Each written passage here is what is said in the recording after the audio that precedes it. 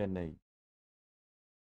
Question number 7, 7 Agra. 8 Agra आ रहा है। हाँ, आगरा। Question number 9 Agra. 10 आगरा। 11 चेन्नई। 12 13 आगरा। कौन सा नहीं डिस्प्रोपोर्ट करेगा? जो मैक्सिमम और मिनिमम पे होते हैं वो डिस्प्रोपोर्शनेशन में नहीं आते हैं। 14 से 19 डायरेक्ट।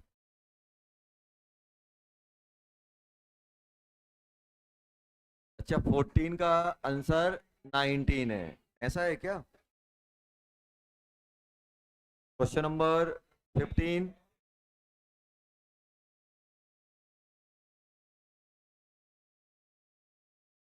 अरे पोटेशियम हमेशा क्या शो करेगा? +1। पोटेशियम क्या शो करेगा? +1। ठीक है, भी साथ रहे, खुद के साथ रहेगा तो 0, अदरवाइज +1। बताया था। अरे पोटेशियम का +1 होगा, ऑक्सीजन वेरी करेगा।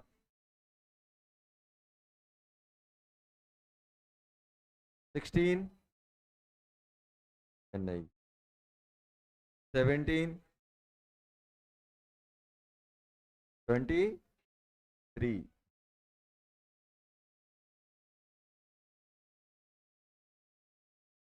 कौन सा दिया था? 17 का कितना है? 23 आ गया। 18 दिल्ली। 19 चेन्नई। 20 आगरा। 21 16 आ गया ना। और कौन सा दिया था? 22 आ रहा है। 24 आ गया। 24। उसके बाद 23 दिया था। 23 में क्या दिया है? इसमें तो कंपाउंड ही निकालना है।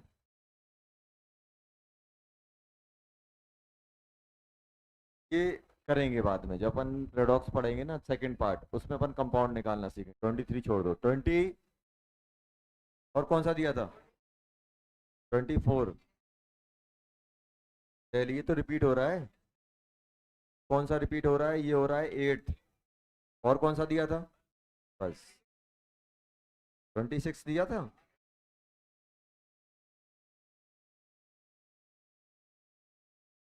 छः आएंगे आंसर, चेन नहीं आएगा। चलो, बाद में करेंगे। 24 तक कोई डाउट है? चलो लो।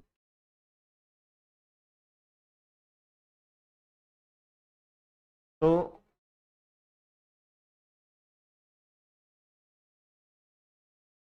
अपन लोगों ने बात की थी किसकी?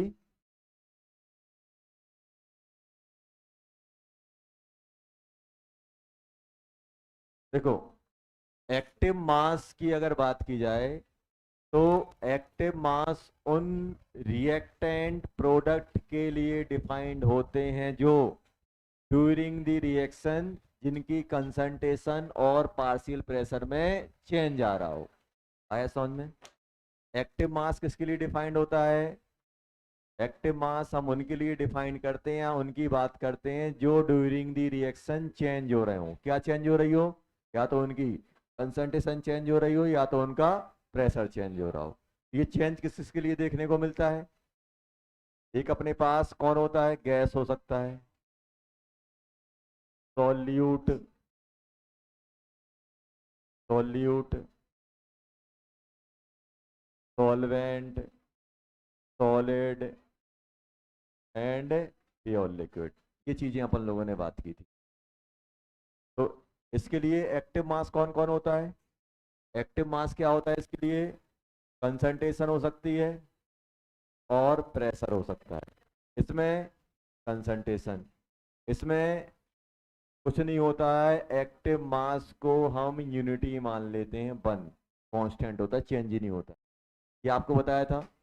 ड्यूरिंग द रिएक्शन सॉल्वेंट का अमाउंट चेंज नहीं होता है, ड्यूरिंग द रिएक्शन सॉलिड की कंसंट्रेशन चेंज नहीं होती है, during the reaction pure liquid का भी कंसंट्रेशन चेंज नहीं होता है। जिस रेशो में मोल चेंज होते हैं उसी रेशो में वॉल्यूम चेंज हो जाता है, कंसंट्रेशन रिमेन कांस्टेंट। ये हम लोगों ने पढ़ा था। सर एक्टिव मास का यूज क्या है, तो उसके बारे में अपन बात करने वाले हैं। तो अपन बात करने वाले हैं रेट के बारे में, रेट ऑफ रिएक्शन, इसके बारे में बात करने वाले हैं। रेट ऑफ रिएक्शन, रेट के बारे में। रेट, अब सर रेट कैसे लिखा जाए।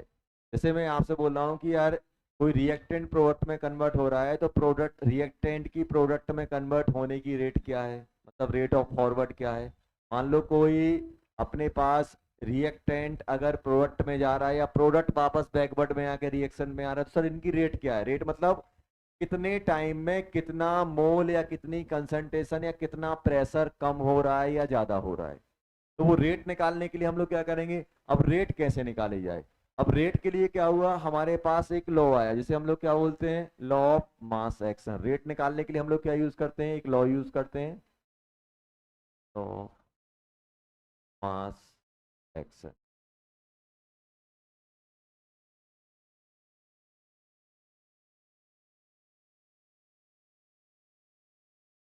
ये लॉ सिंपल बोलता है कि रेट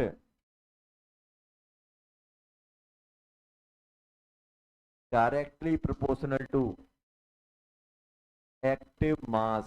एक्टिव मास ले लो, जो भी रिएक्टेंट हैं, जो भी अपने रिएक्टेंट्स हैं उनका एक्टिव मास ले लो और पावर किसकी चढ़ा दो, stoichiometric coefficient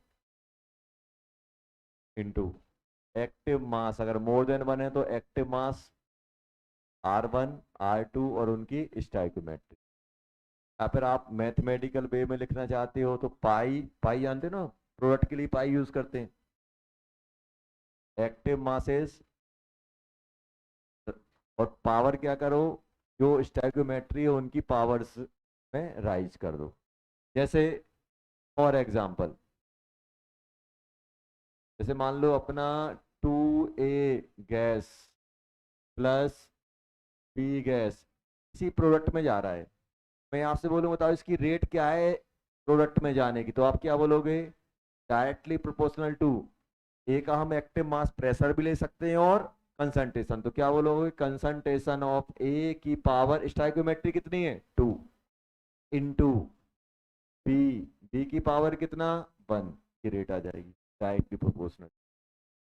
simple law of mass action क्या बोलता है, rate directly proportional to the active masses with power of their stoichiometry. Stoichiometry की पावर लगा दो और जो उनका एक्टिव मास है वो आप ले लो। तो जैसे अपने पास क्या होगा, जैसे मान लो अपने पास कोई रिएक्शन हो रही है, अपने पास कोई रिएक्शन हो रही है, A gas plus B B gas, इसमें कन्वर्ट हो रहा है बेटा C gas plus D D gas, ऐसा कुछ है अपना कन्वर्जन। ये देखो, अगर मैं आपसे पूछूं कि यार मुझे रेट बताओ, रेट किसकी, rate of forward, rate of forward reaction, क्या लिखोगे, रेट ऑफ फॉरवर्ड रिएक्शन क्या लिखोगे, डायरेक्टली प्रोपोर्शनल। मुझे बताओ फॉरवर्ड के लिए रिएक्टेंट की तरह कौन काम कर रहा है, ये दोनों कंज्यूम हो रहे हैं कि नहीं हो रहे, क्या लिखोगे, कंसंट्रेशन ऑफ ए की पावर स्टोइकोमेट्री क्या है स्मॉल ए इंटू बी की पावर बी, ये लिख दूंगा कि नहीं लिख दूंगा? ऐसे ही आपसे कोई पूछ रहा है, नहीं यार आपको तो बताना है रेट ऑफ बैकवर्ड, क्योंकि रिवर्सिबल रिएक्शन है तो बैकवर्ड भी जाएगा। बैकवर्ड रिएक्शन, बैकवर्ड रिएक्शन क्या आएगी जल्दी बोलो, ये तो बैकवर्ड रिएक्शन में, बैकवर्ड रिएक्शन में प्रोडक्ट की तरह रिएक्टेंट की तरह कौन काम कर रहा है, सी और डी। बैकवर्ड के लिए मैं यहां से देखूंगा क्या आएगा, कंसंट्रेशन ऑफ सी की power C concentration of D की पावर डी, यही आएगा कि नहीं आएगा? तो जब अपन ये प्रोपोर्शन साइन हटाएंगे तो क्या बनेगा ये बताओ। तो यहाँ पे क्या लिखोगे? रेट ऑफ फॉरवर्ड, एफ मतलब फॉरवर्ड। जब मैं ये कांस्टेंट, ये प्रोपोर्शन हटाऊंगा तो कांस्टेंट आएगा कि नहीं आएगा? क्या रहेगा?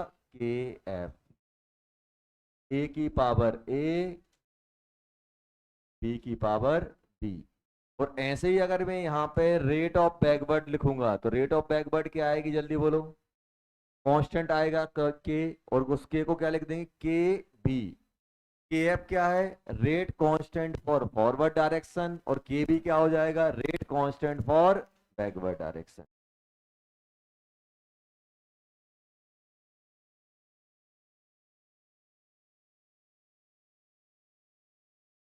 यहाँ पे लिख लेंगे के एफ एंड के बी क्या है? Rate constant for forward direction. K F and K B are the rate constant for forward direction and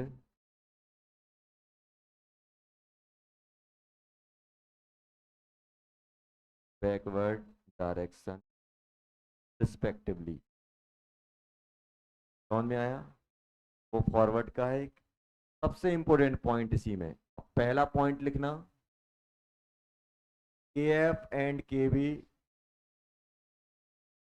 not depend upon moles, pressure, mass. किस पे डिपेंड नहीं करते? इन सब चीजों पे डिपेंड नहीं करते। इट डिपेंड ओनली के F and K B depend only temperature. किस पे डिपेंड करते हैं बेटा? Temperature, only temperature. और सर टेम्परेचर पे डिपेंडेंसी कैसे आती है? नॉट डिपेंड ऑन मास हो, मोल्स हो, कंसंट्रेशन हो, प्रेशर हो। किस पे डिपेंड करते हैं? टेम्परेचर पे। इन चीजों पे डिपेंड नहीं करते। मतलब कहने का मतलब है चाहे रिएक्शन आप 1 मोल से स्टार्ट करो, चाहे 100 से करो, चाहे 10 से करो, चाहे 20 से करो, के एफ और के भी सेम आएंगे। अगर टेम्परेचर रिएक्शन, अगर उसी टेम्परेचर मान लो रूम टेम्परेचर पर रिएक्शन हो रही है 27 पे, चाहे आप कितने ही मोल से स्टार्ट करो, के एफ और के भी सेम रहेंगे। अब पहला पॉइंट। दूसरा पॉइंट, सर टेम्परेचर पे डिपेंड कर रहे हैं तो कैसे डिपेंड करते हैं? तो टेम्परेचर अगर हम टेम्परेचर इंक्रीज करेंगे तो के एफ एंड के बी दोनों क्या हो जाते हैं? इंक्रीज हो जाएंगे। और अगर हम टेम्परेचर क्या करेंगे बेटा? कम, तो अपना के एफ एंड के बी क्या हो जाते हैं? कम हो जाते हैं। ये नहीं बोला हूँ डायरेक्टली प्रोपोर्शनल, टेम्परेचर डबल करोगे तो ये भी डबल हो जाएंगे। इंक्रीज होना अलग चीज होता है। मान लो टेम्परेचर आपने डबल कर दिया, के एफ डबल हो गया, ट्रिपल हो गया, कुछ भी हो सकता है। डायरेक्टली प्रोपोर्शनल मतलब क्या है? इसको डबल करो वो डबल हो जाए लीनियरली। जब लीनियर डिपेंडेंसी होती है तो डायरेक्टली प्रोपोर्शनल लगाते हैं। तो इसमें लीनियर डिपेंडेंसी नहीं होती कि टेम्परेचर डबल करूंगा तो के एफ भी डबल हो जाएगा, के भी डबल। इतना है कि मैंने टेम्परेचर डबल किया, मे बी के एफ 1.5 टाइम्स बढ़े, कोई 2 टाइम्स बढ़ जाए, कोई 3 टाइम्स बढ़ सकता है, कुछ भी बढ़ सकता है, इंक्रीमेंट होगा। अब कितना होगा वो नहीं पता अपन को, ये नहीं पता कितना इंक्रीमेंट आएगा। चलो,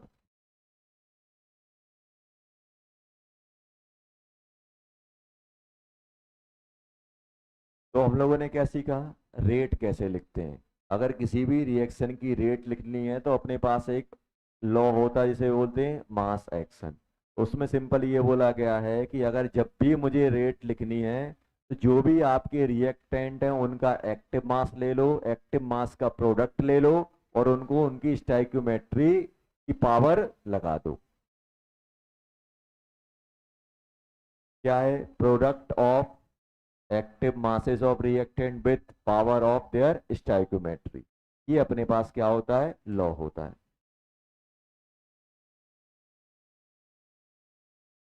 rate is directly proportional to product of active masses of reactant with power of their stoichiometry। इस पे आता है अपने पास।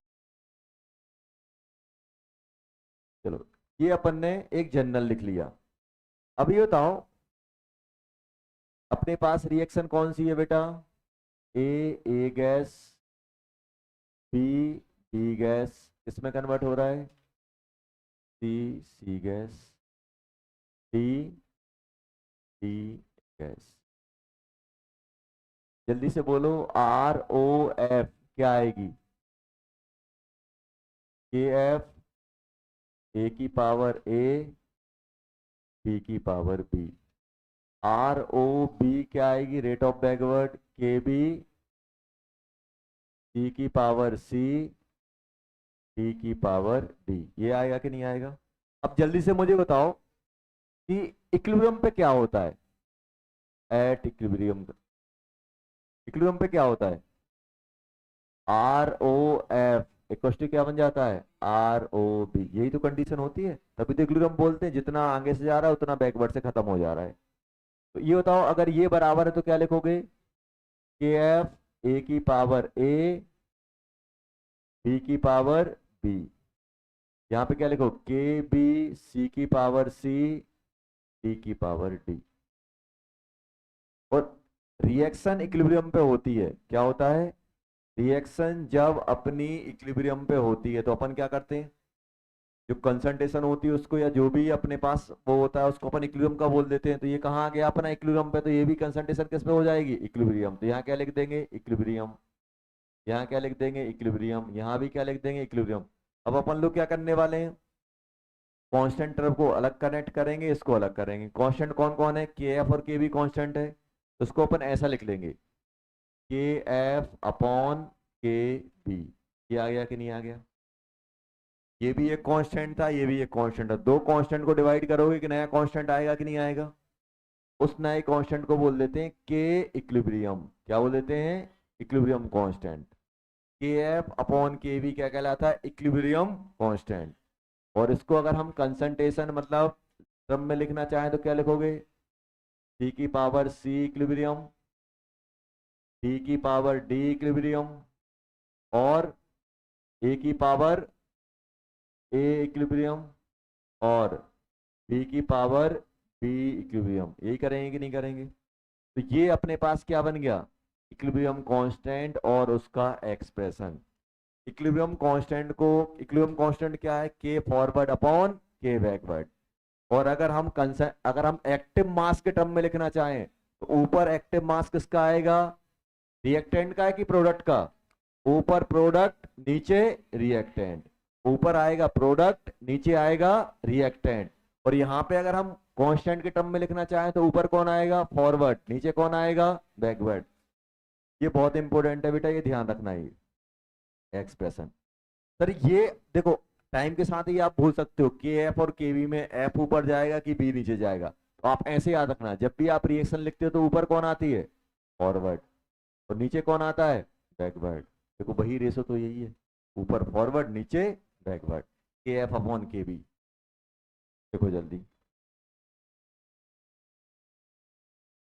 जल्दी लिख लो।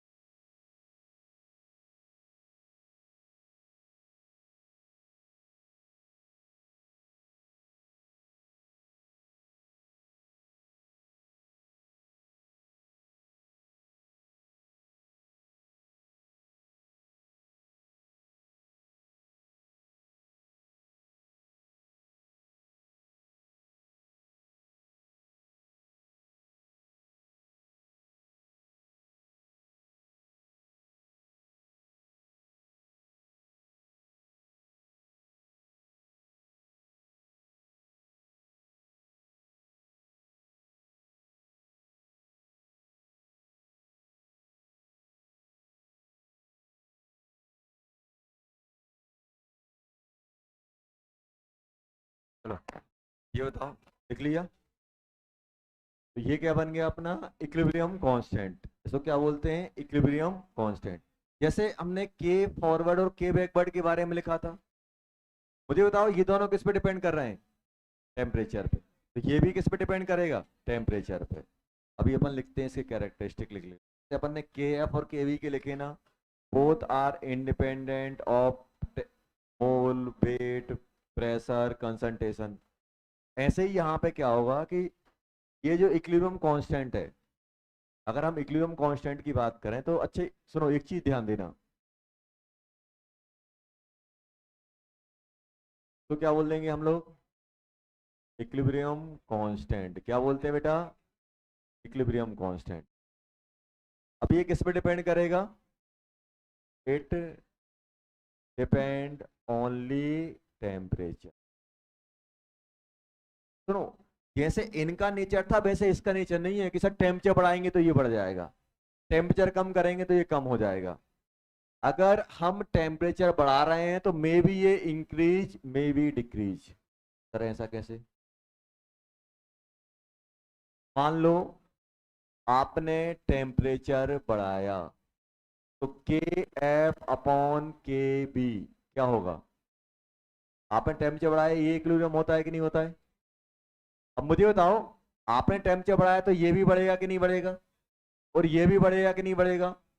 अब अब आपके दिमाग में एक डाउट आएगा कि सर कौन ज्यादा बढ़ रहा है। मान लो टेम्परेचर बढ़ाने पे ये डबल हो गया और ये ट्रिपल हो गया। आपने टेम्परेचर बढ़ाया, फॉरवर्ड में इंक्रीमेंट ज्यादा है बैकवर्ड में कम है, तो ओवरऑल क्या हो जाएगा, ये बढ़ जाएगा।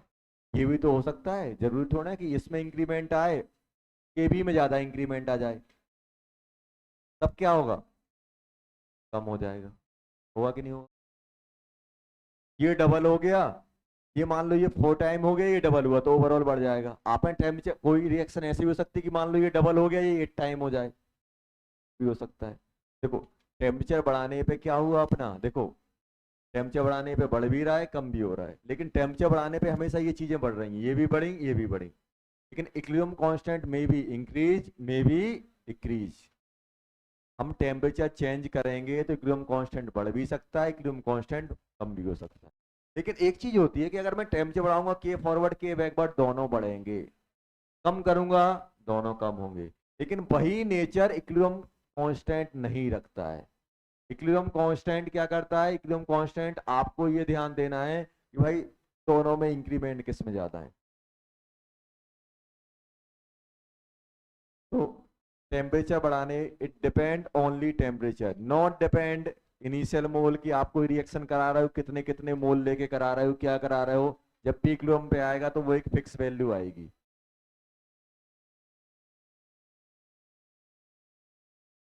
तो टेम्परेचर बढ़ाने पे when we increase temperature equilibrium constant may be increase may be decrease, increase भी हो सकता है और डिक्रीज भी हो सकता है, इंक्रीज भी हो सकता है और डिक्रीज भी हो सकता है।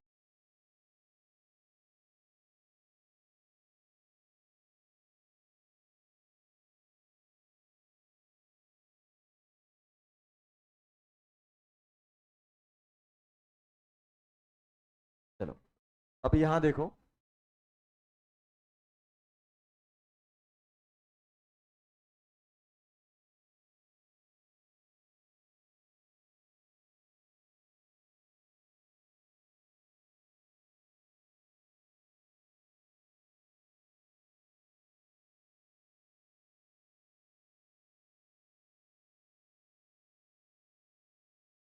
Type of equilibrium constant. Equilibrium type, equilibrium constant की बात कर रहे हैं, कितने टाइप के हो सकते हैं।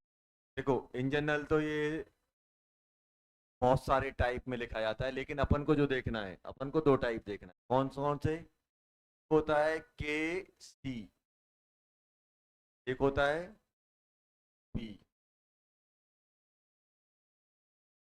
अगर हम एक्टिव मास, अगर हम एक्टिव मास को किसके टर्म में लिख रहे हैं, इन टर्म ऑफ कंसंट्रेशन। अगर हम एक्टिव मास को किसके टर्म में लिख रहे हैं, कंसंट्रेशन के टर्म में लिख रहे हैं, तो क्या कहलाएगा वो, Kc। सी मतलब concentration, equilibrium constant in term of concentration.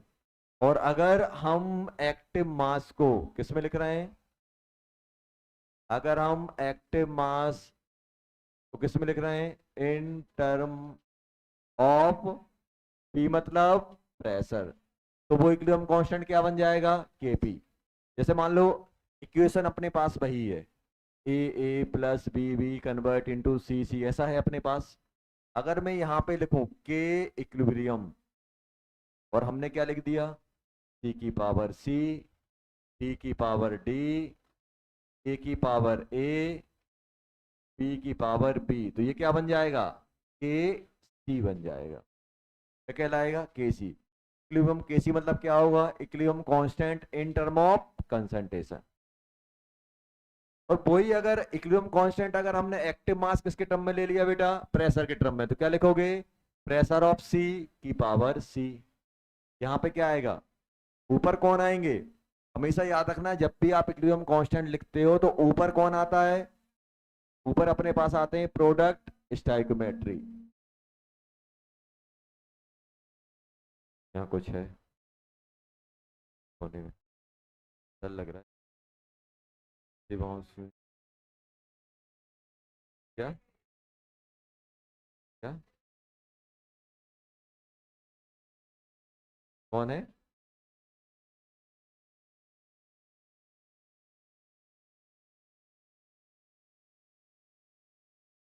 अपन क्या किसी से कम है, कौन आएगा, क्यों है, क्यों, अपन कम है क्या किसी से, नहीं। अपन को देख के तो लोग भागते हैं, जिसके पीछे पड़ जाए ऐसे ही आएगा। अच्छा इसको क्या बोलोगे, के पी, पी मतलब प्रेशर। देखो जल्दी, तो अगर हम इक्विलिब्रियम कांस्टेंट, अच्छा ही बताओ, प्रेशर कब डिफाइंड होता है, जब अपने पास गैसियस हो। अगर मुझे केपी लिखना है तो एटलीस्ट एक स्पीसीज गैसियस फॉर्म में होनी ही चाहिए। अगर कोई भी स्पीसीज गैसियस फॉर्म में नहीं है तो क्या आप केपी डिफाइन कर पाओगे, नहीं कर पाओगे। प्रेशर किसके लिए होता है, केपी। तो केपी के लिए क्या होना चाहिए, at least one species in gaseous phase. अगर कोई भी गैसियस फेज में नहीं है तो फिर केपी डिफाइंड नहीं हो पाएगा, लिख देना।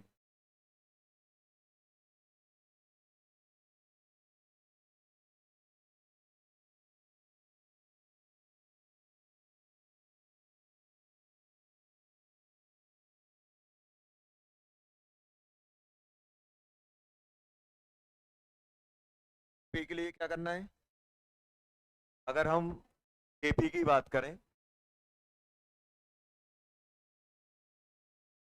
तो केपी के लिए क्या होना चाहिए बेटा, एटलीस्ट वन स्पीसीज मतलब रिएक्टेंट और product must be in gaseous form. अगर सभी के सभी लिक्विड में आ जाएं तो क्या केपी डिफाइंड हो पाएगा, नहीं हो पाएगा। तो अपन को at least one species required in gaseous phase. Gaseous phase में एक आध तो होना ही चाहिए, जो गैसियस फेज में होगा उसका प्रेशर हम डाल देंगे। अगर कोई भी गैसियस फेज में नहीं है तो क्या अपन डाल पाएंगे, जैसे अपन लिख रहे हैं अभी, ध्यान देना बेटा यहाँ।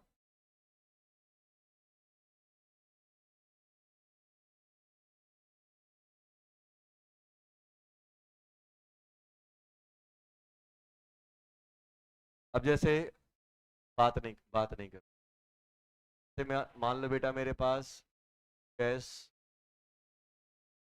3H2 कन्वर्ट इनटू 2,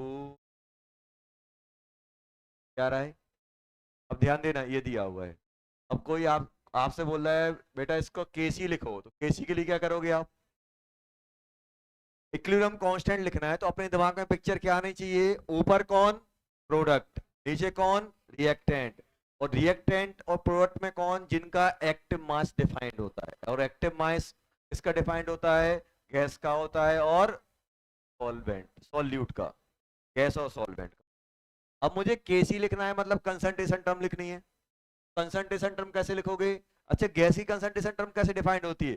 गैस के कितने मोल है और कितने वॉल्यूम में, मोल बाय वॉल्यूम। तो यहाँ पे क्या लिखोगे? प्रोडक्ट कौन है? अमोनिया। तो क्या लिखोगे यहाँ पे? Concentration of ammonia. और कहाँ पे? इक्विलिब्रियम पे। पावर लगा, स्टोइकियोमेट्रिक किस में चला जाएगा? पावर में। डिवाइडेड बाय, नीचे क्या आएगा? N2। कहाँ वाला? इक्विलिब्रियम वाला। 1। यहाँ पे क्या आएगा? H2। कौन सा वाला? इक्विलिब्रियम वाला। पावर 3। आया कि नहीं आया केसी? अब कोई आपसे बोले बेटा इसका केपी लिख के बताओ। केपी के लिए क्या चाहिए? पार्शियल प्रेशर, ऊपर किसका? प्रोडक्ट का, नीचे किसका? रिएक्टेंट का। मुझे बताओ, गैस का पार्शियल प्रेशर डिफाइंड होता है? हाँ सर हो। क्या लिखोगे इसका? प्रेशर ऑफ NH3 का स्क्वायर, और कहाँ पे? जो इक्विलिब्रियम पे रहा होगा। और यहाँ पे क्या लिखोगे? प्रेशर ऑफ N2 की पावर 1। कौन सा? इक्विलिब्रियम वाला। Pressure of H2 power 3। कौन सा वाला? क्या आएगा कि नहीं आएगा? ये KC बन गया, और ये कौन सा बन गया? KP। बना कि नहीं बना? सेकंड आप लिख के बताना। मेरे पास है, अरे बात नहीं करो। PCl5 gas convert into PCl3 gas plus. Right the expression of KC और गिवन रिएक्शन।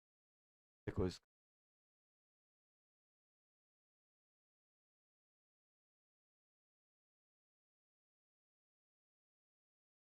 KC और P का एक्सप्रेशन जल्दी बना।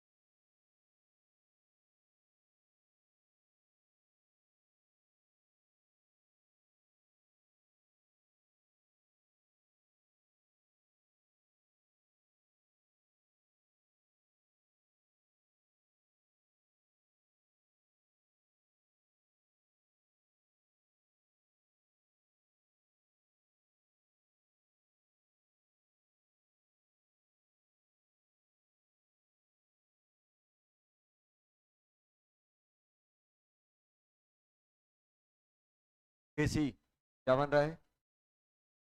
PCl3 की कंसंट्रेशन इंटू Cl2 की कंसंट्रेशन अपॉन Cl5। KP क्या बनेगा? तो ये सब कहाँ की लिखनी है? इक्विलिब्रियम। कहाँ की? इक्विलिब्रियम वाली। यहाँ पे क्या आएगा? प्रेशर ऑफ PCl3, यही बनेगा कि नहीं बनेगा बेटा? Power 1। Pressure of Cl2 power 1 divided by pressure of PCl5। क्या गया कि नहीं आ? बहुत आसान काम है। चलो अब देखो यहाँ पे,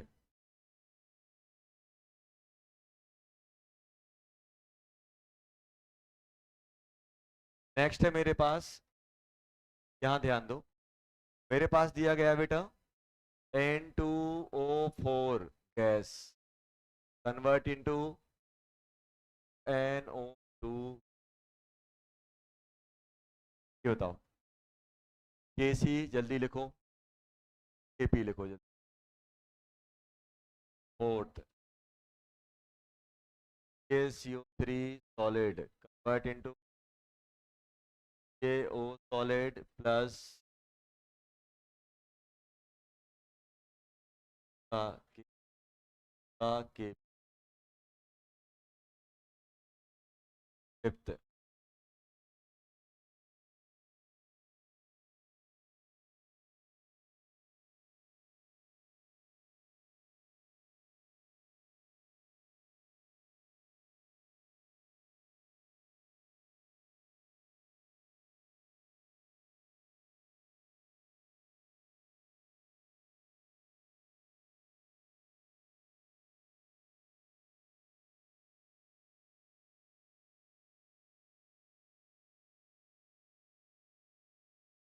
जल्दी बताओ।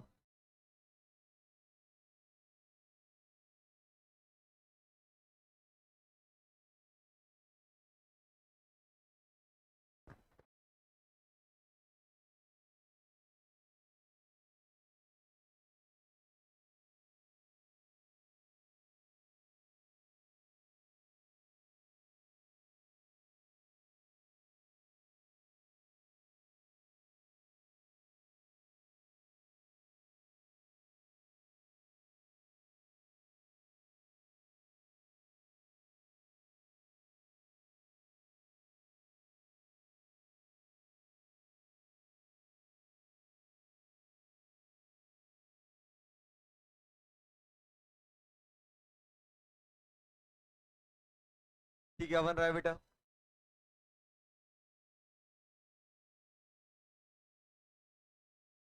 का स्क्वायर इनटू क्या रहा है बेटा? यही आया सभी का। चलो, केपी प्रेशर ऑफ NO2 का स्क्वायर, प्रेशर ऑफ सभी इक्विलिब्रियम पे होते हैं। ये कहाँ होते हैं? ये भी इक्विलिब्रियम की बात आती है, भी इक्विलिब्रियम।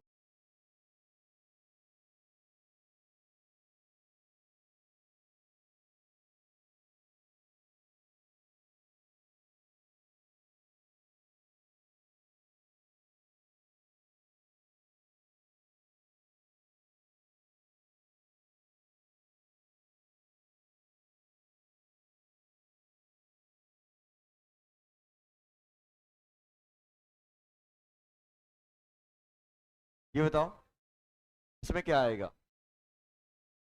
ये सॉलिड है, एक्टिव मास यूनिटी वन। ये भी सॉलिड है, ये अकेला है, तो क्या लिखा जाएगा? Super product concentration of CO2 आने वाला है, इसका बन रहेगा, इसका भी बन रहेगा, तो क्या लिख दोगे? सिर्फ यही बनेगा कि नहीं बनेगा? सॉलिड का तो अपन लेते नहीं है। इसमें क्या आएगा? क्या इसके लिए प्रेशर डिफाइंड है? नहीं। इसके लिए है? नहीं। ऊपर सिर्फ क्या आएगा? प्रेशर ऑफ सी आएगा नहीं। प्रेशर ऑफ सॉलिड के, सॉलिड और लिक्विड के लिए प्रेशर डिफाइंड था। फिफ्थ वाला बताओ। फिफ्थ वाले में ये तो सॉलिड है, सॉलिड है तो क्या ले लोगे? यूनिटी वन आ गया। ऊपर क्या लोगे? ये क्या आएगा? कंसंट्रेशन ऑफ NH3 का स्क्वायर, कंसंट्रेशन ऑफ H2S, ये क्या रहा है सभी का?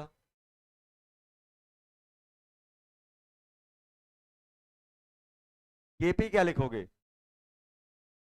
ऊपर कुछ नहीं है, नीचे ही लिखना पड़ेगा। प्रेशर ऑफ NH3 का,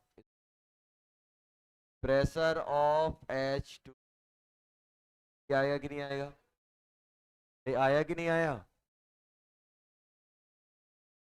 अब मान लो कितने नंबर का है? 6 नंबर।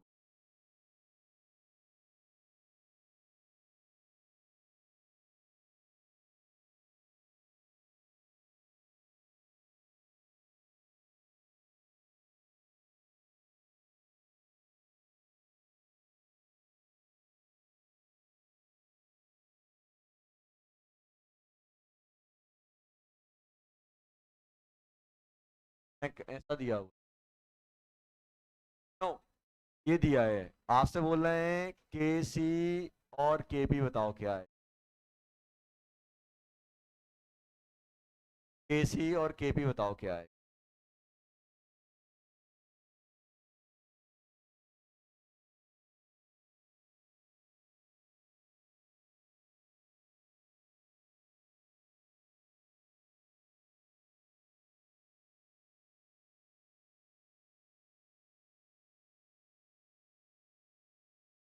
नहीं कर बिगाड़ रहे हैं।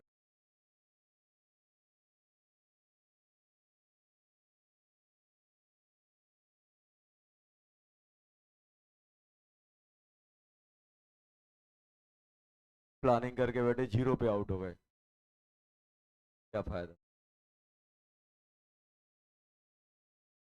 आज रात भर प्रैक्टिस करूंगा मैं।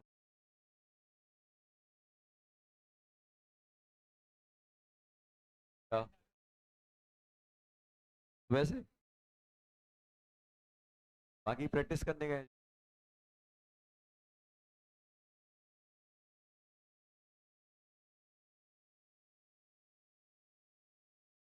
क्या हो गया। मैं देखूंगा कौन कैसा खेलता है।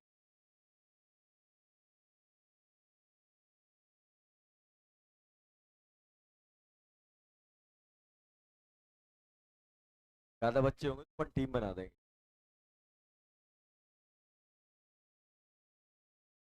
खेलने वाले,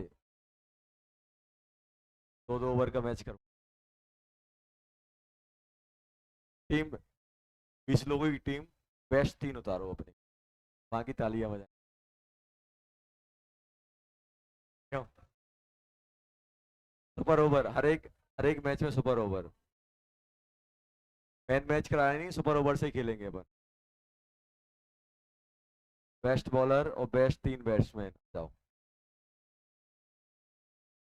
नहीं ऐसा नहीं करेंगे, पूरा मैच करवाएंगे। चलो पहले ये कर लेते हैं। केसी, केसी क्या है, जल्दी बताओ केसी क्या है। नहीं दादा, बन क्यों आ रहा। ये बताओ, केसी के लिए अपन को क्या चाहिए। या तो गैस, अगर आप मतलब कंसंट्रेशन चाहिए, कंसंट्रेशन किस के लिए लिख सकते हैं अपन, गैस का और सॉल्यूट का। ये बताओ, एजी प्लस टू सॉल्यूट नहीं है, एक्वस लिखा है, इसका मतलब क्या है। एक पानी का कंटेनर है जिसमें एजी डला हुआ है, अमोनिया डला हुआ है और ये बना हुआ है, यही है कि नहीं है। तो ये सॉल्यूट है कि सॉल्वेंट, सॉल्यूट। ये सॉल्यूट है कि सॉल्वेंट, सॉल्यूट, सॉल्यूट, सॉल्यूट। जब दो चीजों को जब बहुत सारे लिक्विड को मिक्स किया जाता है, आयंस को मिक्स किया जाता है, उसको बोलते हैं अपन सॉल्यूट। सॉल्यूशन में जो आपका लार्ज अमाउंट में लिक्विड होता है उसको बोल देते हैं सॉल्वेंट। जो उसमें छोटे अमाउंट में डले होते हैं उनको बोलते हैं सॉल्यूट। यहाँ पे सॉल्यूट एक्वस लिखा हुआ है तो सॉल्यूट, सॉल्वेंट कौन है जल्दी बताओ। सॉल्वेंट कौन है, पानी। सॉल्वेंट कौन है, पानी। सॉल्वेंट हुआ कि नहीं हुआ। सॉल्वेंट कौन हुआ, H2O। सॉल्वेंट कौन हुआ, H2O। सॉल्यूट कौन है, G+2। सॉल्यूट कौन है, अमोनिया। सॉल्यूट कौन है, आपका AgNH3 का वो। तो अगर हम केसी की बात करें तो इनकी कंसंट्रेशन डिफाइंड है कि ना, लिख सकते हैं ना कंसंट्रेशन। तो क्या लिखोगे ऊपर, एन एन का हो, कि नहीं लिखोगे। तो यहाँ पे क्या आएगा, Ag+, यहाँ पे अमोनिया का स्क्वायर आएगा कि नहीं आएगा। केपी बताओ क्या आएगा। केपी नॉट डिफाइंड, डिफाइंड ही नहीं हो पाएगा, कोई गैसियस ही नहीं है। क्या कोई गैसियस है, नहीं है। अगर कोई गैसियस ही नहीं है तो क्या डिफाइंड हो पाएगा। समझ में आ गया।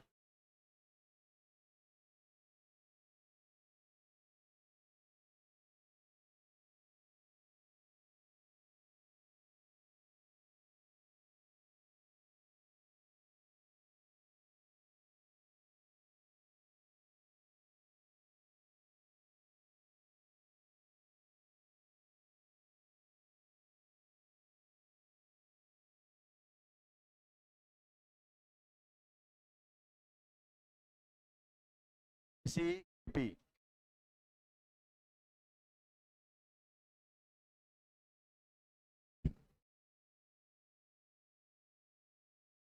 अच्छा, मुझे ये बताओ, ये क्या है? पानी, लिक्विड। क्या इसमें कोई मिक्स है? कैसा है? कैसा है? Pure liquid. प्योर लिक्विड की कंसंट्रेशन चेंज नहीं होती है, एक्टिव मास की बात। ये कौन सा है? गैस। तो एक्टिव मास इसके लिए डिफाइंड होगा, इसके लिए यूनिटी माना जाए। क्या करोगे? केसी में क्या लिखोगे? Concentration of H2O। कौन सा H2O, लिक्विड या गैस? आ गया। इसको नहीं लिखे, क्यों? क्योंकि ये क्या है? Pure liquid. थोड़ा सा दिमाग लगाना, बस थोड़ा सा। के पी, प्रेशर तो इसके लिए डिफाइंड नहीं है। प्रेशर किसके लिए होता है? गैस के लिए। क्या लिखोगे? Pressure of H2। आया कि नहीं आया?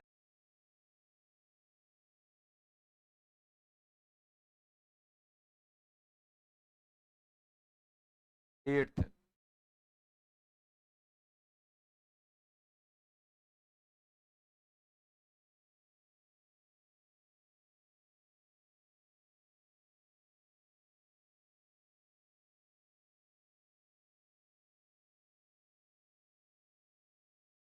एट्थ, ध्यान से देखना।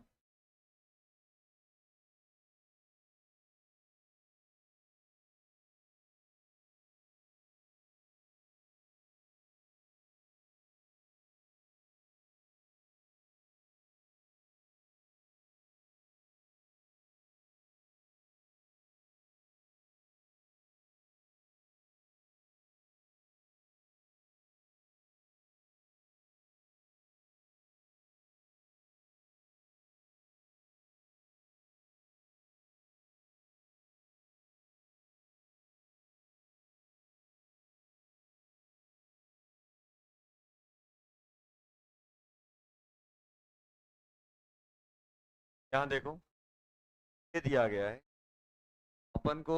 एक लिखना है क्या बेटा? टी। और एक लिखना है अपन को। केसी पे कमेंट करना चाहोगे? पी आएगा क्या? कोई भी गैसियस रिएक्टेंट प्रोडक्ट, केसी। अब मुझे बताओ, एक चीज ध्यान देना बेटा, कि इस इक्वेशन को देख के हमें क्या लग रहा है? सॉल्वेंट कौन है? जल्दी बोलो। एक्वस, एक्वस, एक्वस लिखा है कि नहीं लिखा है? सॉल्वेंट कौन है? पानी। सॉल्वेंट पानी है, तो सॉल्वेंट का एक्टिव मास हम लोग यूनिटी मानते हैं, उसको हम एक्सप्रेशन में नहीं लिखते। मान लो अगर कहीं वाटर इन्वॉल्व भी हो रहा है रिएक्शन में, तो उसका हम इन्वॉल्वमेंट नहीं लेंगे। क्यों? क्योंकि वो क्या होता है? लार्ज क्वांटिटी में होता है या एक्सेस अमाउंट में होता है। अब क्या करोगे इसको? CH3 C double bond O CH3, ये आ गया। क्या पानी लेंगे? क्या ये लोगे? नहीं लोगे। ये क्यों नहीं ले रहे हैं? ये क्यों नहीं ले रहे हैं? क्योंकि ये क्या है अपना?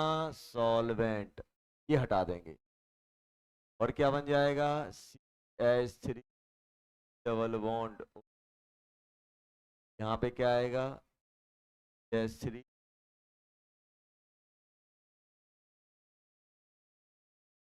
ये बन जाएगा। ये नहीं ये हटा दें। क्या है कि नहीं है? सेम का सेम क्वेश्चन है, इसी जैसा।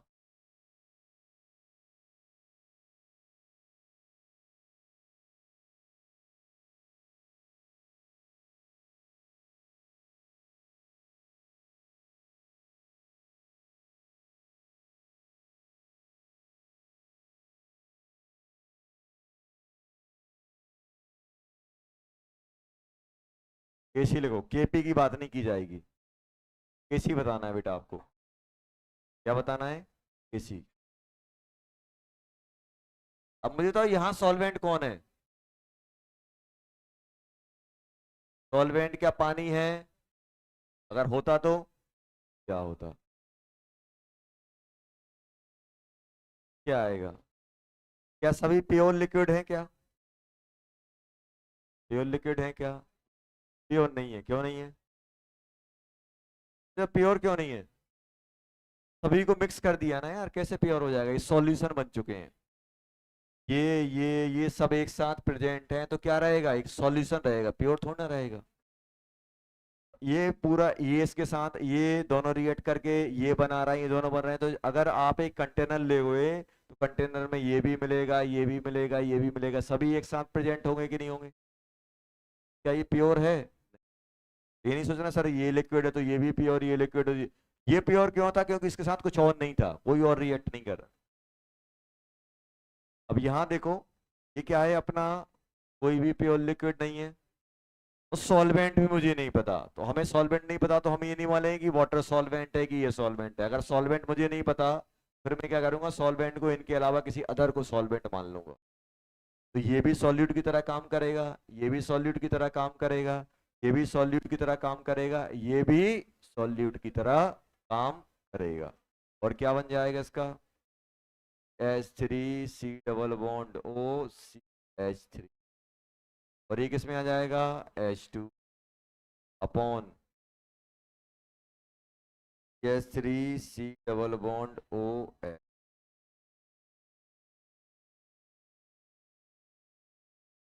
क्या आता था? मान लो कोई आपसे बोल दे कि सर ये जो एस्टिक एसिड है ये सॉल्वेंट है, तो फिर क्या हो जाएगा? वो इस पिक्चर से गायब हो जाएगा। जो भी इनमें सॉल्वेंट की तरह काम करेगा वो एक्सप्रेशन में नहीं आएगा। जो भी अपना सॉल्वेंट की तरह काम करेगा वो एक्सप्रेशन में नहीं। तो केपी और केसी हम लोग सीख गए। केपी और केसी हम लोग कैसे लिखेंगे? एक्सप्रेशन देखेंगे, प्रोडक्ट ऊपर रिएक्टेंट नीचे। अगर केसी लिखना है तो कंसंट्रेशन के टर्म में लिखेंगे, अगर केपी लिखना है तो पार्शियल प्रेशर के टर्म में लिखेंगे। ये हम लोगों ने देखा, अभी तक कोई परेशानी नहीं, वैसे होती भी नहीं है इस चैप्टर में। बस चीजें हैं जो आपको ध्यान रखनी, केसी ये होता है, केपी ये होता है, ऐसे एक्सप्रेशन बनता है, ये इक्विलिब्रियम का एक्सप्रेशन होता है, ये इस पे डिपेंड करता है, ये उस पे डिपेंड करता है। बस पूरी कहानी यहाँ वहाँ चलती रहेगी। हटाते हैं।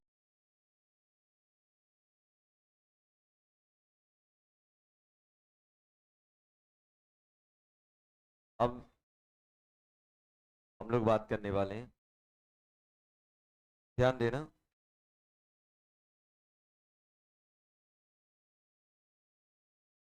रिलेशन बिटवीन केपी,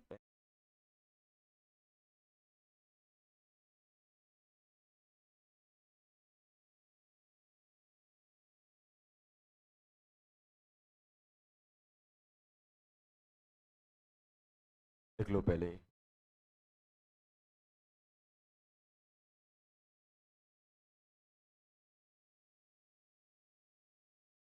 रेसलिंग का ग्राउंड भी है वहां पर। रेसलिंग कुश्ती 1-to-1। क्या? 1-to-1। बहुत बहुत सारे लोग हैं जो 1-to-1 करने की कोशिश कर रहे थे, वहीं करवाएंगे अपन।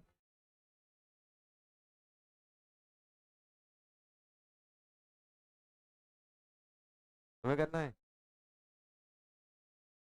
पीछे पीछे डिमांड थी 1-to-1 की, क्यों? अकेले मिल बताता हूँ। चलो अब देखो, अरे शांत हो जाओ। केपी एंड केसी, देखो कोई भी इक्वेशन है अगर उसमें केपी केसी दोनों डिफाइंड है तो अपन लोग कैसे निकालेंगे रिलेशन? जैसे अपन एक एग्जांपल, वही एग्जांपल ले लेते हैं, वही अपनी इक्वेशन। कौन सी इक्वेशन? ये इक्वेशन अपनी बहुत काम में आएगी, हर जगह अपन इसी को लेके चलेंगे। क्या करोगे? मान लो ऐसा है, अभी बात नहीं करनी, शांत रहो। केसी, सर केसी क्या लिखोगे आप? तो सर हम लिख देंगे सी की पावर सी, डी की पावर डी, और ये सब कहाँ? इक्विलिब्रियम पे। ए की पावर ए कहाँ पे, इक्विलिब्रियम पे। बी की पावर बी कहाँ, इक्विलिब्रियम पे। और सर के पी कैसे लिखोगे? सर प्रेशर ऑफ सी की पावर सी इक्विलिब्रियम पे, प्रेशर ऑफ डी की power D at equilibrium, pressure of A की power A at equilibrium, pressure of B की पावर बी एट इक्विलिब्रियम। ये लिख दिया, कहीं लिख दिया। अब इन दोनों में रिलेशन चाहिए मुझे, केपी और केसी में। और एक चीज ध्यान रखना, जब भी आप केपी और केसी में रिलेशन लाओगे तो इसके जो रिएक्टेंट प्रोडक्ट यहाँ आ रहे हैं वो रिएक्टेंट प्रोडक्ट यहाँ आएंगे, तो अपन रिलेशन डिफाइन कर पाएंगे। जैसे यहाँ पे ए बी सी डी है, यहाँ पर भी केपी और केसी में A B C D involve हो रहे हैं। मान लो इसमें ए इन्वॉल्व होता और इसमें भी ए इन्वॉल्व होता, तब हम रिलेशन डिफाइन कर पाएंगे। केपी और केसी में रिलेशन कब डिफाइन कर सकते हैं? जिस टाइप का एक्सप्रेशन केपी का बन रहा है उसी टाइप का एक्सप्रेशन केसी का बनना चाहिए, दोनों में सेम टाइप के स्पीसीज इन्वॉल्व होंगे, तो रिलेशन अपन डिफाइन करके। अब ध्यान देना, अब मैं ये कैसे करूंगा। अब यहाँ पे अपन थोड़ा सा दिमाग लगा लेते हैं। दिमाग क्या लगाते हैं कि किसी एक को कन्वर्ट कर लेते हैं। जैसे ये बताओ, केपी को क्या लिखूंगा मैं? Pressure of C. Pressure of C क्या होता है मुझे ये बताओ। जैसे मैं आपसे बोल रहा हूँ यार मुझे प्रेशर ऑफ सी बताओ, तो आप क्या बोलोगे? सर एक कंटेनर है, ध्यान सुनना, एक कंटेनर है जिसमें ए बी सी डी पड़े हुए हैं। अब मैं आपसे बोल रहा हूँ इस कंटेनर का पीसी बताओ, तो क्या लिखोगे आप? पीसी बताने के लिए मतलब पार्शियल प्रेशर ऑफ सी बताने के लिए आप क्या बोलोगे? Sir mole of C R T by V. और इसको अगर हम थोड़ा सा ध्यान से देखें तो क्या लिखा हुआ है?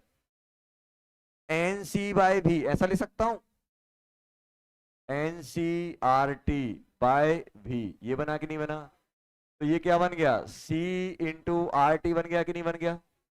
अरे बना कि नहीं बना? ऐसे ही अगर हम पी डी की बात करें तो क्या बनेगा? N D R T by V. और ये क्या बन जाएगा? N D V into R T. D की कंसंट्रेशन इंटू आर टी बन गया कि नहीं बन गया? ऐसे ही सिमिलरली अगर हम ए की बात करेंगे तो क्या बोलोगे? Concentration of A R T, बनेगा कि नहीं बनेगा? और ऐसे ही अगर हम पी बी की बात करेंगे तो क्या बनेगा? Concentration of B into R T, बना कि नहीं बना? अब ये उठा के अपन इसमें छाप देते हैं, ध्यान से देखना, इसमें छाप दें तो केपी क्या बन जाएगा? पीसी क्या है मेरे पास? Concentration of C R T की पावर, ऐसा आया कि नहीं आया? अभी देखते जाओ कमाल। यहां पे क्या आएगा? डी आर टी की पावर डी अपॉन, इसको क्या लिख दूंगा?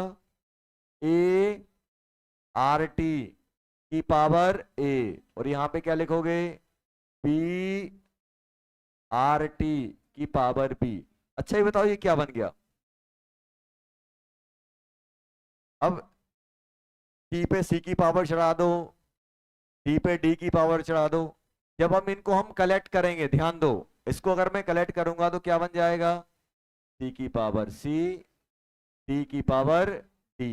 ये आया कि नहीं आया? और आर टी की पावर क्या हो गया? सी प्लस डी, हुआ कि नहीं हुआ? अपॉन, अपॉन यहां पे क्या बन जाएगा? ए की पावर ए, बी की पावर बी, आर टी की पावर ए प्लस बी। क्या इसको और सॉल्व कर सकते हैं? अब कुछ दिख रहा है आपको? क्या दिख रहा है? देखो ये अगर आप देखो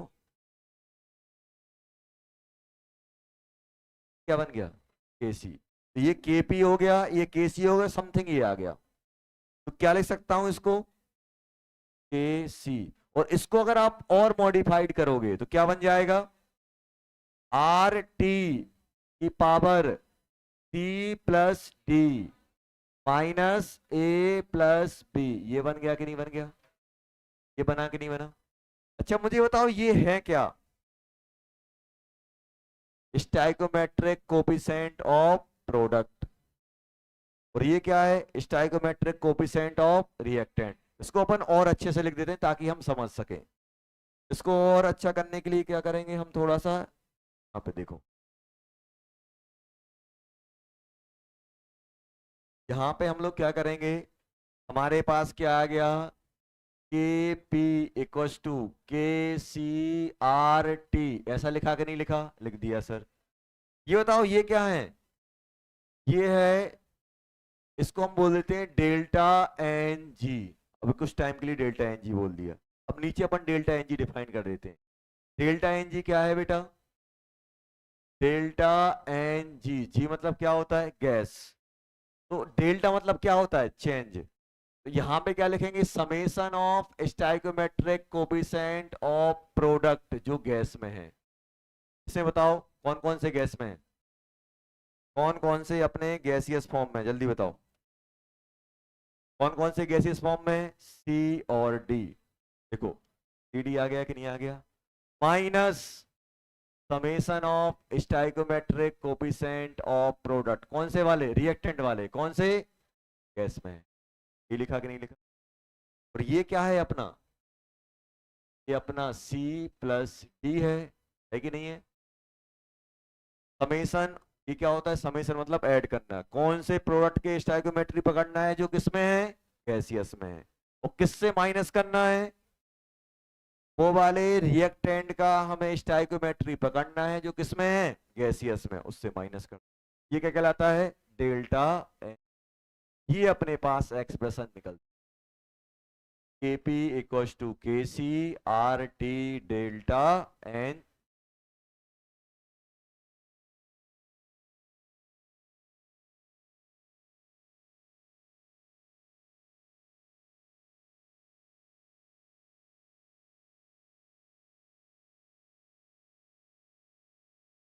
जैसे फॉर एग्जाम्पल, ध्यान दो, देखो यहां देखो, पहले यहां तक लिख लिया, देखो जल्दी, तो ऐसा लिखा मिलेगा delta N G. Delta N G के लिए क्या करना है, जितने भी रिएक्टेंट हैं जो भी गैसियस हैं उनका स्टाइकोमेट्री ले लो, और जो रिएक्ट प्रोडक्ट का ले लो माइनस रिएक्टेंट कर लो, कौन से, गैसियस वाले, कौन से वाले बेटा, गैसियस वाले। जल्दी करो,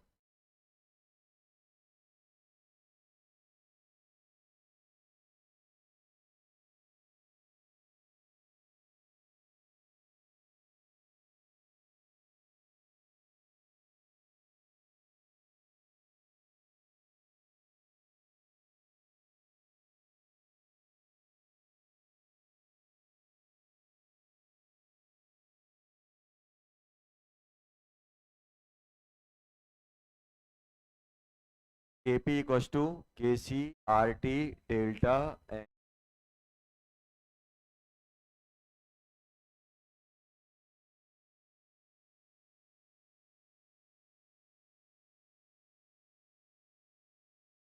तो K P equal to K सी कब हो सकता है,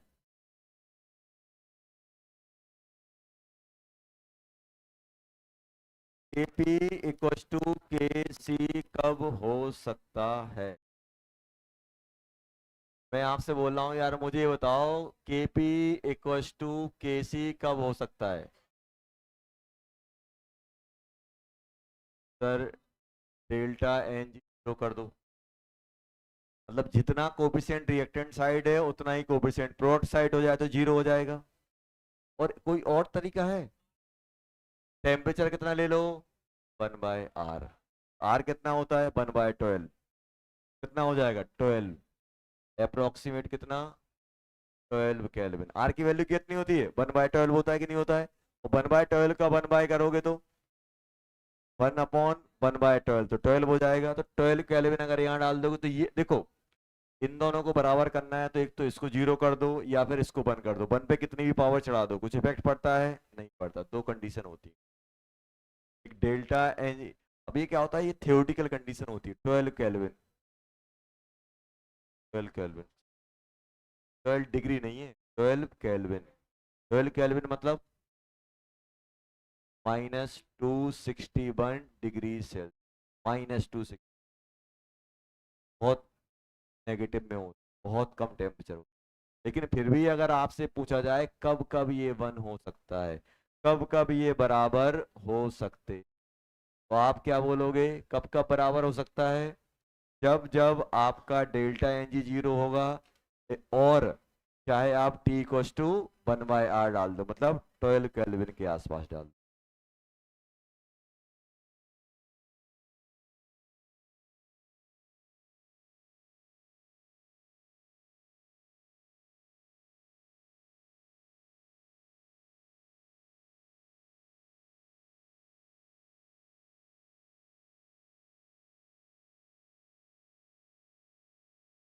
ये कब होगा? केपी ग्रेटर देन केसी।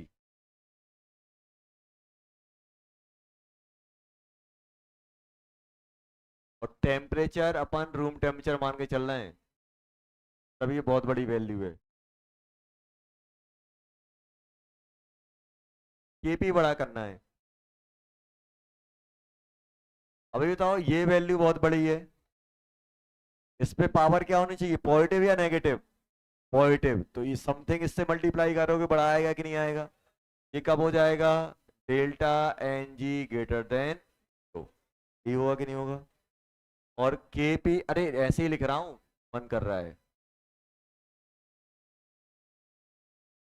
हम तो मैथमेटिक्स के स्टूडेंट है, इक्वलिटी तो झेल सकते हैं ना। हो सकते कि नहीं हो सकते?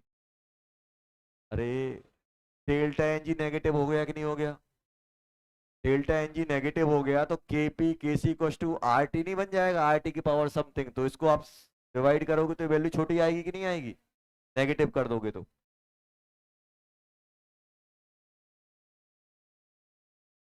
एग्जाम्पल दिया हुआ है, क्वेश्चन है, फाइंड रिलेशन बिटवीन के पी और गिवन रिएक्शन। कुछ रिएक्शंस दी गई हैं, उनमें रिलेशन निकालना है। रिएक्शन भी देख लेते हैं, इसको हटा दें, रिएक्शन देख लेते हैं।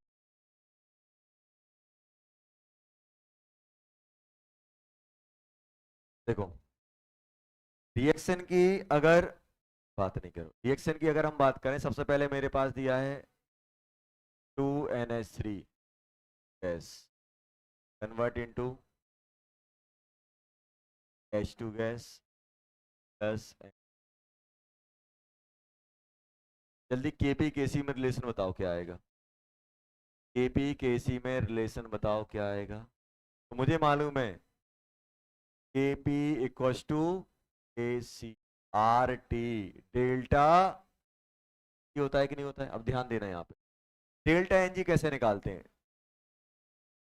डेल्टा एनजी, डेल्टा एनजी कैसे निकालोगे? डेल्टा एनजी निकालने का क्या है, summation of stoichiometry of product जो गैस में, minus summation of stoichiometry of reactant. किसमें? लिखा गंदा होता है, देखने में बहुत गंदा लगता है, लेकिन इतना गंदा नहीं होता है। अभी बताओ यहाँ पे प्रोडक्ट कौन कौन है, ये दोनों है कि नहीं है? इसका स्टाइकोमेट्री कितना है? 3, यहाँ 3 लिख दिया। 3+1 हो गया कि नहीं हो गया? रिएक्टेंट प्रोडक्ट का हो गया, रिएक्टेंट का कितना है? 2, कितना हो गया ऊपर? क्या बन जाएगा? के P equal to K C R T की पावर 2 आ गया। क्या गया पहला? सेकंड दिया है, इफ के सी equal to, K C equal to,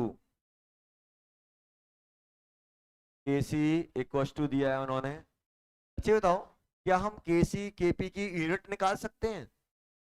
ध्यान सुनना, मैं बोल रहा हूँ के पी के सी की क्या हम यूनिट निकाल सकते हैं?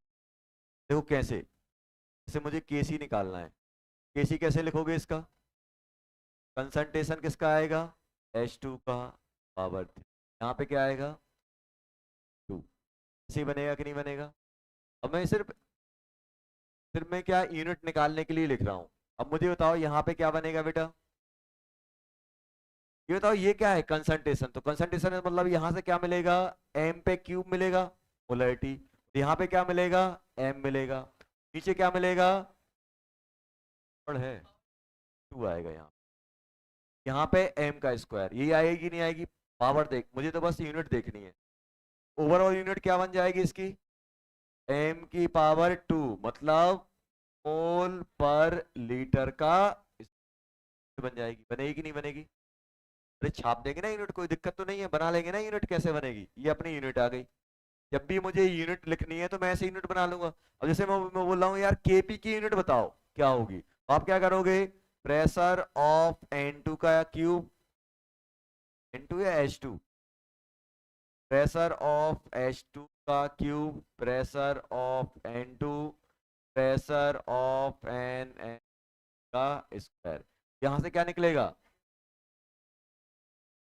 यहां से निकलेगा ATM का क्यूब, यहां से ATM निकलेगा, यहां से क्या निकलेगा ATM, तो क्या बन गया TM, बन गया कि नहीं बन गया। निकाल लेंगे ना यूनिट, अगर पूछा जाए केपी केसी की यूनिट बताओ, निकाल ले जाएंगे भाई, जो भी एक्सप्रेशन बन रहा है, जो भी पावर आ रही, कंसंट्रेशन आ रही है, उसमें उतनी पावर लगा देंगे। कंसंट्रेशन क्या होती है, मोलरिटी, मोलरिटी क्या होती है, मोल पर लीटर।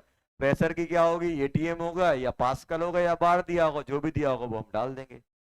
तो यूनिट निकालना कोई भी डिफिकल्ट टास्क नहीं, अपन को क्या करना है, एक्सप्रेशन बना दो, कंसंट्रेशन में एमएम लिख दो और प्रेशर में एटीएम लिख दो और पावर लगा दो। देखो आप चाहो तो बिना लिखे भी कर सकते थे। यहां पे क्या बचेगा, क्या बनेगा, एम का क्यूब बनेगा। आप सोचो, जब आप एक्सप्रेशन बनाओगे तो ऊपर प्रोडक्ट, ये रिएक्टेंट, अब प्रोडक्ट में ये आएगा, तो यहाँ पे मोलरिटी की पावर, इसकी इसकी कंसंट्रेशन की पावर 3 आएगी, मतलब m की पावर 3 यहां से चढ़ेगा, m की पावर 1 यहां से आ जाएगा, ओवरऑल पावर कितनी बन गई, m की पावर 4, और नीचे कितना आएगा, m की पावर 2, तो 4 और 2 में से 2 कट जाएगा, तो m की पावर 2 आया कि नहीं आया।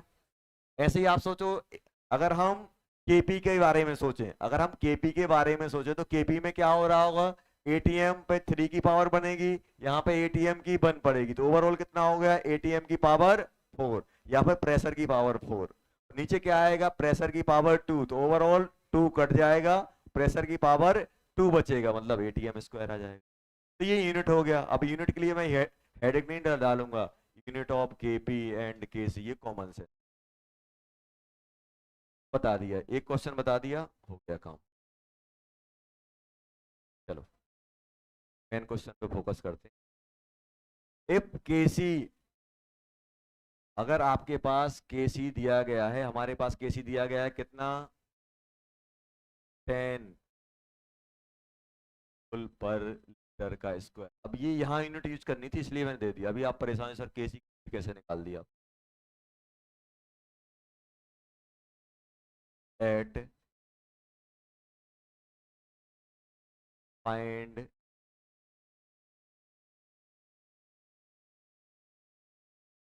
केपी निकालो, ऐसा दिया हो, केसी दिया है केपी निकालो। और सुनो, कभी कभी क्या करेंगे, एग्जामिनर है वो एक स्मार्ट मूव लेगा, वो आपको डिफाइन नहीं करेगा केपी है कि केसी, वो लिख देगा ऐसे, के इक्विलिब्रियम इक्वल्स टू 10 फुल पर लीटर, तो क्या समझोगे आप, क्या है ये, केसी। क्यों केसी, क्यों, कंसंट्रेशन दी गई है, कंसंट्रेशन, कंसंट्रेशन यूनिट कब आएगी, जब ये केसी होगा। और अगर यहाँ पे 10 एटीएम लिखा होता, तो एटीएम लिखा होता या एटीएम की समथिंग पावर होती तो केपी होता। तो अभी एक सिर पे हाथ रख के नहीं बैठ जाना सर हमें पता नहीं है केपी है कि केसी है, तो थोड़ा यूनिट देख लेना। अब आपसे अब मैं बोल रहा हूँ 10, 10 बोल दिया, अब मैं बोल रहा हूँ 10 वेट है कि लेंथ है, बता, अब मैं बोल दूँ 10 kg, अब क्वेश्चन नहीं पूछोगे सर वेट है कि लेंथ है, पूछोगे नहीं पूछोगे। अब मैं 10 मीटर बोल दूं तो आप समझ जाओगे लेंथ ही है। अभी तो सर ये 10 मीटर वेट है कि लेंथ है, पूछोगे क्या, नहीं पूछोगे। ऐसे ही अपन यूनिट देख के, जैसे ही हम यूनिट देखते हैं तो अपने दिमाग में पिक्चर जनरेट हो जाती है। हमने देखा यार इक्विलिब्रियम के साथ मोलरिटी या मोल पर लीटर चिपका हुआ है, समझ जाएंगे ये केसी है। भाई अगर इक्विलिब्रियम के साथ अगर एटीएम टाइप का वर्ड चिपका हुआ है, प्रेशर की यूनिट चिपकी हुई है, तो समझ जाएंगे केपी है। अब उसमें बार बार नहीं पूछेंगे सर आपने नहीं लिखा, ये नहीं लिखा, वो नहीं लिखा। तो एग्जामिनर कभी भी आपको केपी केसी इच्छा होगा तो लिख के दे देगा, अदरवाइज वो लिख के नहीं देगा। तो आप समझ जाना, यूनिट पकड़ लेना, यूनिट पकड़ के अपन को मान। अब वो चाहता तो ये नहीं लिखता, के सी नहीं लिखता, वो लिखता कि के अपना इतना ही है, केपी बताओ क्या है। तो अभी ये मोल पर लीटर है, मतलब ये क्या है अपना, के सी है। अब केपी निकालो कितना, केपी निकालो कितना।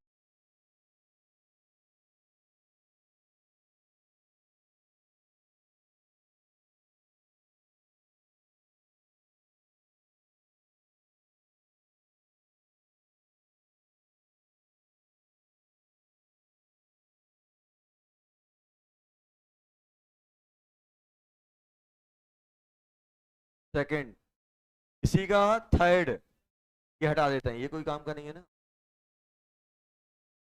इसी का थर्ड क्वेश्चन, इसी का थर्ड है,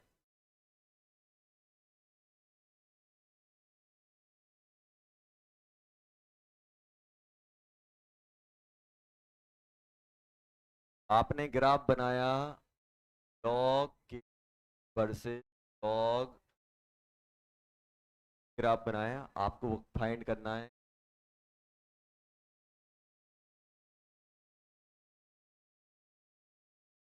अब तो निकाल लोगे, अब तो मैथ में ही चल रहा है, स्लोप इंटरसेप्ट, स्लोप और इंटरसेप्ट बताओ। केपी और KC, find slope and intercept. Intercept किसके साथ, एक्स या बाय, बाय एक्सिस।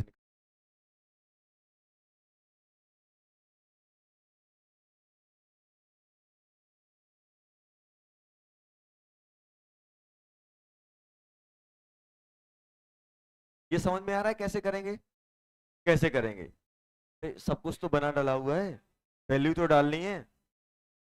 कौन सी वैल्यू डालोगे, केपी निकालना है मुझे, क्या निकालना है बेटा, केपी। और केसी कितना दिया हुआ है, 10, 10 लिख दिया, 10 लिख लिया। आर कितना होता है, 1/12। टेम्परेचर कितना है, 300 का स्क्वायर। ये आएगा कि नहीं आएगा, अब बताओ कितना बन गया, ये लगभग कितना हो गया, 25 हो गया लगभग। 10 × 25 कितना होता है, 6.25, 10⁻³ क्या स्क्वायर के क्यूब, स्क्वायर। पी आ गया, आया कि नहीं आया बेटा, अरे आया कि नहीं आया। ये कैसे लॉग में कैसे किया जाए, लॉग तो है ही नहीं है, क्या करें, दोनों साइड लॉग, एक लॉग, दोनों साइड लॉग लो, क्या बन जाएगा, एक्सप्रेशन क्या है, एक्सप्रेशन क्या है बेटा, के पी, के पी इक्वल टू क्या है, जल्दी बोलो, के पी इक्वल टू क्या है, K C R T delta N G, यही होता है कि नहीं होता है। दोनों साइड लॉग लोगे तो क्या बन जाएगा, जल्दी बोलो, log K P log T R T delta N, ये बनेगा कि नहीं बनेगा। इसको अलग मान लो, इसको अलग मान लो, क्या होगा जल्दी बताओ।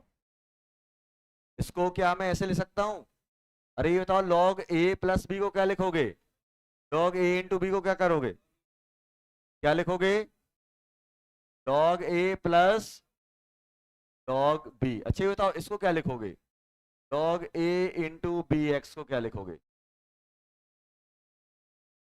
क्या ये लिख सकता हूं, ध्यान से देखना, लॉग ए एक्स इंटू लॉग बी, सही लिखा है, सही किया है। इसको कैसे, इसको ए मान लो, इसको बी मान लो, बी की पावर एक्स हो जाएगी, होगा कि नहीं होगा, क्या करोगे इसे, log A plus delta log R T, ये क्या बन गया, लॉग, ऐसे लॉग के टर्म में log K P log K सी दिए रहेंगे। आपसे क्वेश्चन पूछे जा सकते, जरूरी नहीं कि स्लोप वगैरह पूछे, कुछ भी पूछ सकते हैं। अच्छा बताओ, ये डेल्टा एन जी कितना है इसका, इस इक्वेशन का डेल्टा एन जी कितना है, 2। तो क्या इसको मैं ऐसे लिख सकता हूं,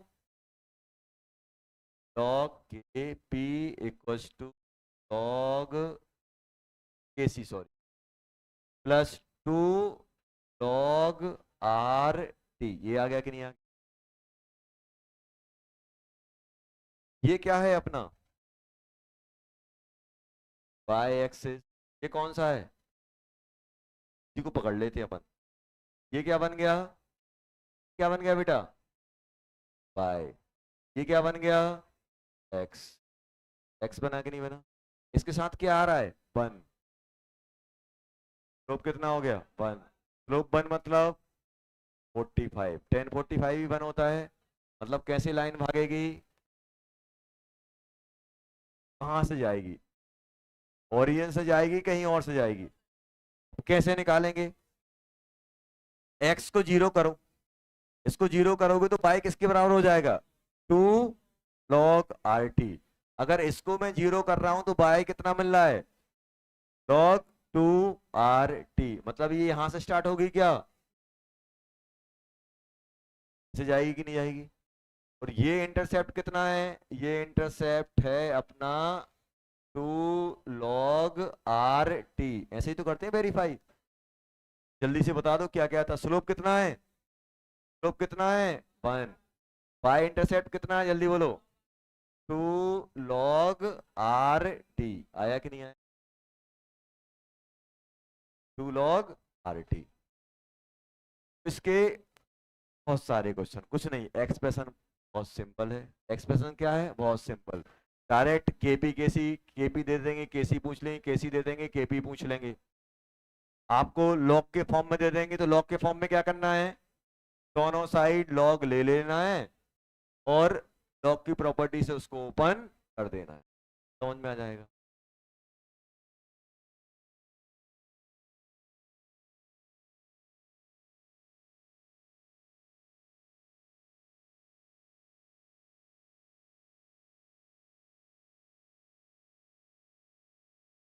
एक क्वेश्चन और कर दो।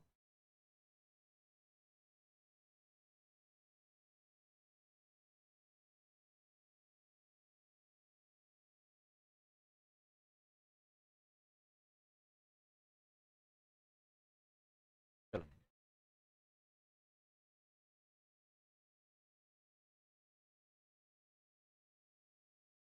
टॉप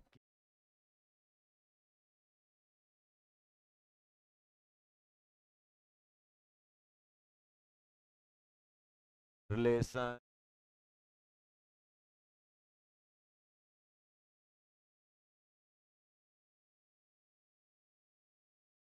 ऐसा क्वेश्चन।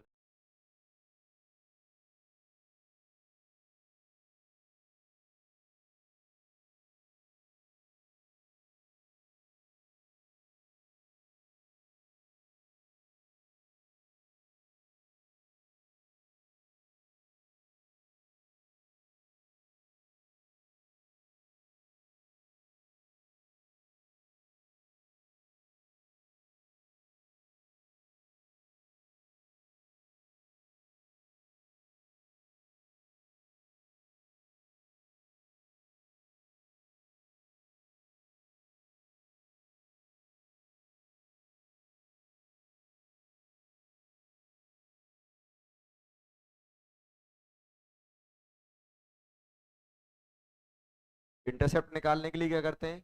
एक एक कोऑर्डिनेट को जीरो कर देते हैं। ये तो करते हैं ना इंटरसेप्ट निकालने के लिए। अगर एक्स इंटरसेप्ट कर चाहिए तो बाय को जीरो कर दो और बाय चाहिए तो एक्स को जीरो। ये करते हैं ना?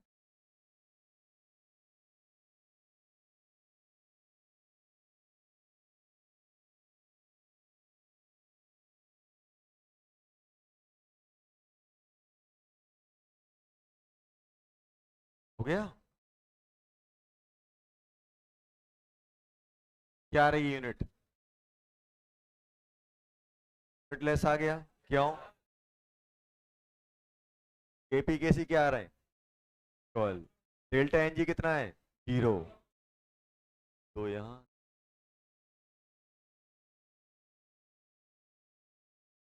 क्या एन 1+1 माइनस वर्क नहीं हुआ। और अगर ये 0 हो गया तो KP equals to R T power के बराबर हो गया। हुआ कि नहीं हुआ? Kp इक्वल टू Kc और ये क्या हो जाएंगे?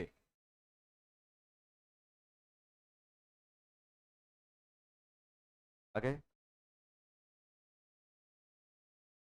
होमवर्क बुकलेट दिखाओ।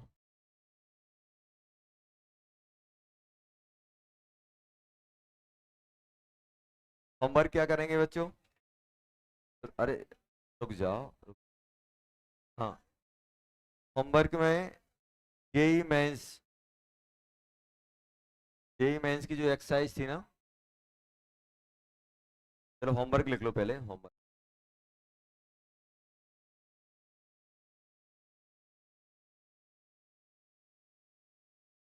जेई कहाँ तक हो गया था? 24 तक हो गया था ना?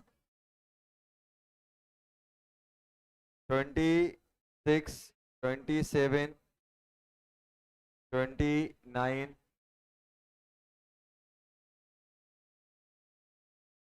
30, 31 ये हो गए।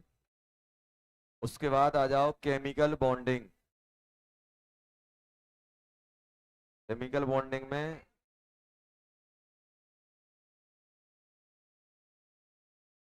टेस्ट, टेस्ट ले, ये भी अच्छा। ये तो केमिकल बॉन्डिंग में कहाँ तक किए थे अपन डिस्कशन? डीसीटी 9 हो गई थी, डीसीटी 10 भी हो गई थी, 11 नहीं हुई थी। 11 शायद आधी, आधी हुई थी, पूरी नहीं हुई जहां तक मुझे याद है। हो गई थी पूरी? अरे नहीं हुई, पूरी हुई थी डिस्कस। एक बार सुनो, एक बार देख लेना डिस्कस हुई, मैं कर दूं।